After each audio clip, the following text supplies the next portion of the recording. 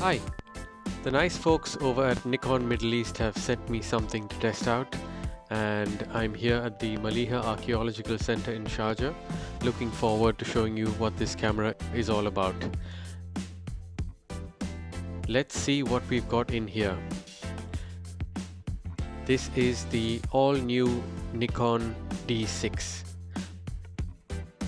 That is the beast in all its glory.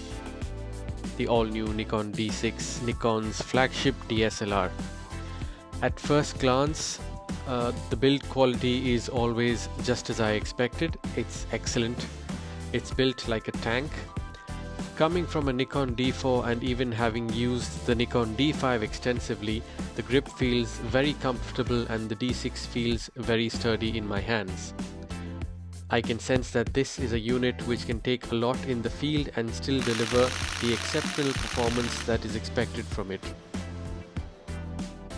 So I've paired the Nikon D6 to the Nikon 200-400 f4 lens, and we're going to see how the autofocus performance is on this camera. Given that most sporting venues are closed now due to the COVID-19 pandemic, I figured that the best way to test the autofocus solidly was to head out into the desert for some super fast dune bashing here.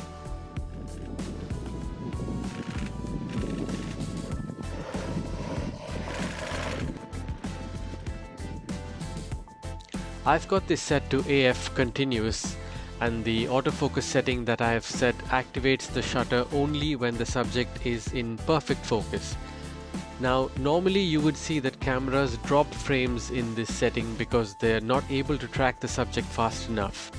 But with the Nikon D6, for the first time, I'm getting close to 14 frames per second in focus because the autofocus tracking is simply that good.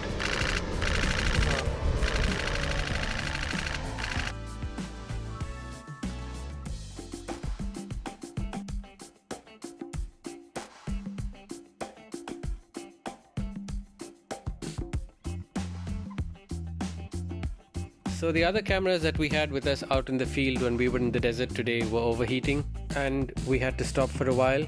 But this one kept doing what it's meant to do, and that's producing really good quality images. It is an exceptionally good workhorse and I didn't feel it overheating, nor did it slow down in any way possible.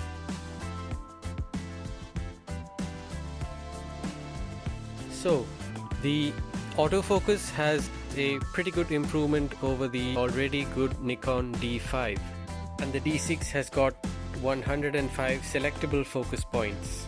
What I especially like about this camera is the inbuilt Wi-Fi.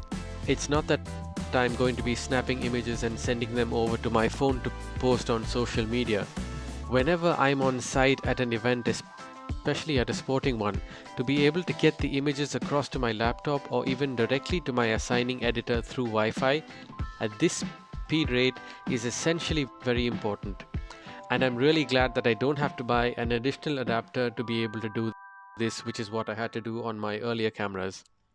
And we're still going to have to wait a while before we see some on-field sporting images taken with this by photographers around the world. But I can say that this is ready to capture the action, and I'll be looking forward to using it at events once they start back here.